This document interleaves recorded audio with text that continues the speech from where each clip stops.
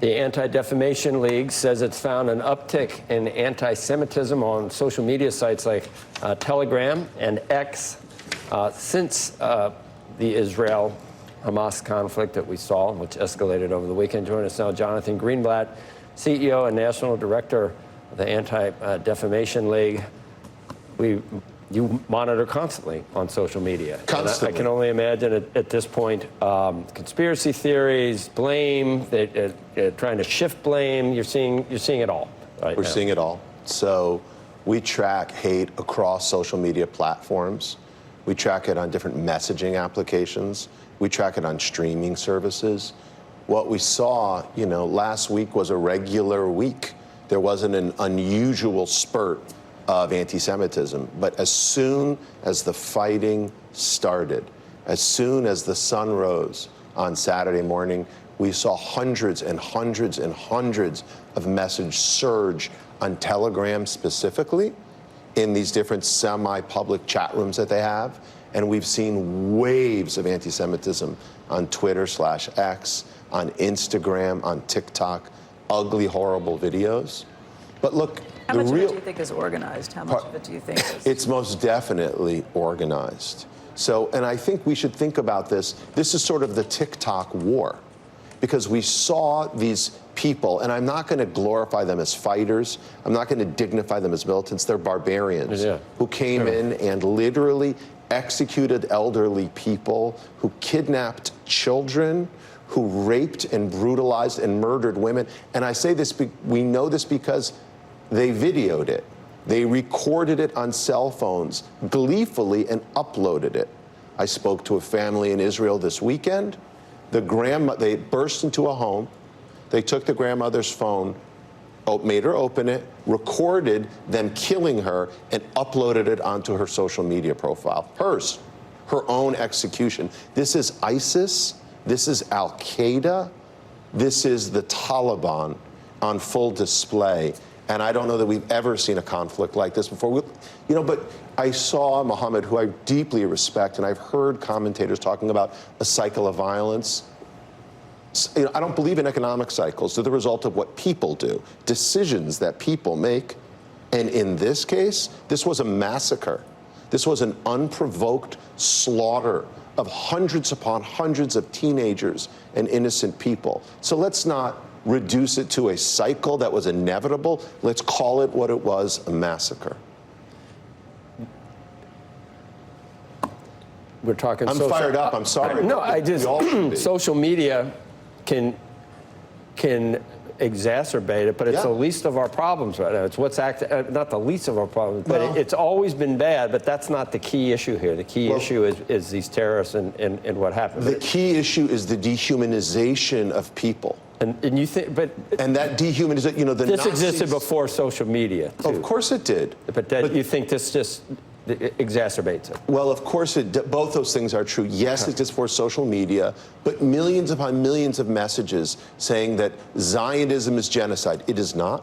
Saying that its resistance is legitimate, objectifying Jews and Israelis as if they were animals. That's how people come in and literally shoot and murder teenagers at a party, shooting them in the back while they run away, raping the women, and then taking them, and I'm sorry, I know we're on television, taking them with bloodied crotches and parading them around Gaza to cheering crowds. Right. The barbarity here is off the charts. And so I would just say this to all the producers watching today: please don't show the videos that look like, video games, like, if you will, with rockets coming. Show the videos of the Israeli women and children, the babies and elderly, as they have been mutilated and mocked. Should social media, I'm sure some of these demonstrations that we're seeing, the pro, which is we had them here beyond the pale, are those being organized on social media too? And is there anything social media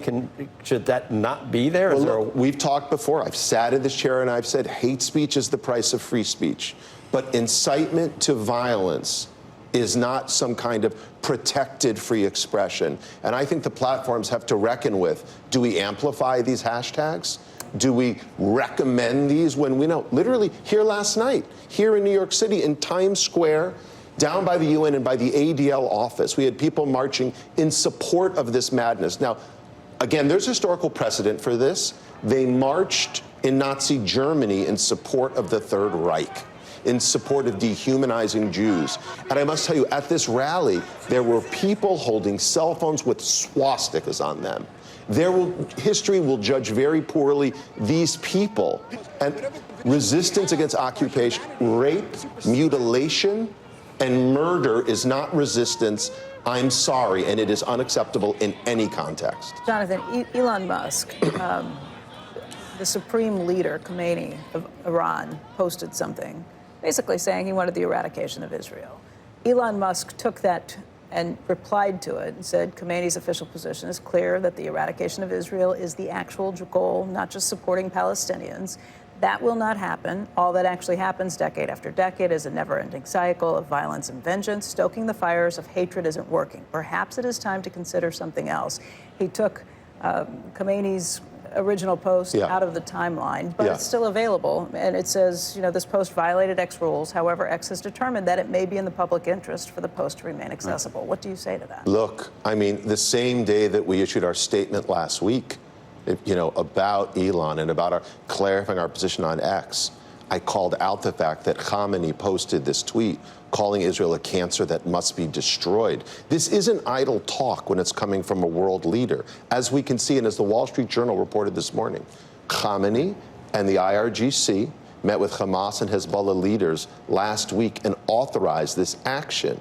So to your question, Becky, I think it is reprehensible that this kind of propaganda, that this kind of incitement is allowed and amplified. I'm glad Elon said this is their goal, but when he makes the comment that this will just end up in another cycle of violence, again, I'm sorry. This was not an attack. It was a massacre, and it was engineered in Tehran, and we should literally not allow them to push this poison out. Let me ask you a question. Let's say you're the president of Harvard University.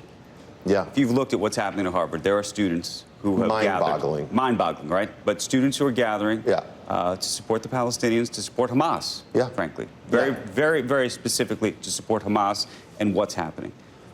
What is the role of the president of a university, or frankly, the president of a company, when they have either students or employees or others who want to view and express that position, which I find disgraceful? But I wonder. Well, I think there are a few things. What the answer is supposed to be. So look, the first thing that I would do if I was the president of Harvard University, I would say we are clearly not educating students. For students to think that, again, murder at scale is somehow legitimate, that occupation causes terror. I mean, there are no Israelis in Gaza, for goodness sakes. It's a silly turn of phrase.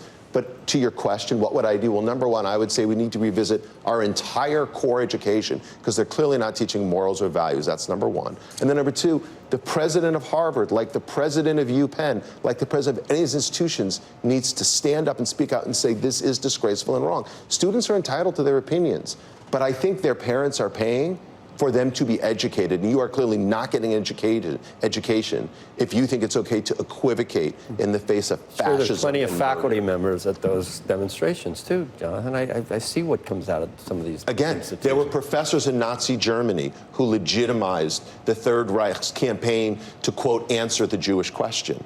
So I think we need to put this in context. Do you have an issue with any members of Congress? Pardon? Do you have an issue with any members of Congress? I haven't heard many of them. Rashida Tlaib and Cori Bush posted statements over the weekend that boggle the mind. That's what I mean, yeah.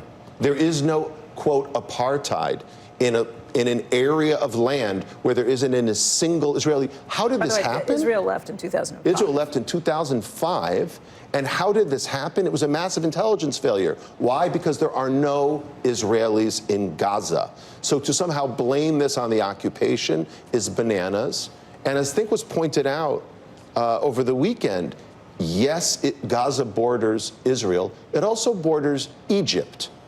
But no one would suggest that it would be okay for Hamas to send in these agents of death to murder and pillage and rape Egyptian civilians. But I would also just beg, please, please show the videos that I've seen over the weekend of children too young to speak who were kidnapped and being mocked by members of Hamas. Show the desecrated corpses. This is an Emmett Till moment, and the world should see this barbarism because that's where this began. Okay. I'm sorry, I know. No, don't be sorry. There's nothing to be sorry about. It is witnessable by anyone which is... In a country of 9 million people, I'm sure when the dust settles, 9 million people, well over 900 people will have been murdered as a result of what happened. That is, think about those numbers. What would it be like here in this country if in a country of 350 million made that people point earlier. Yeah. Jonathan, thank you.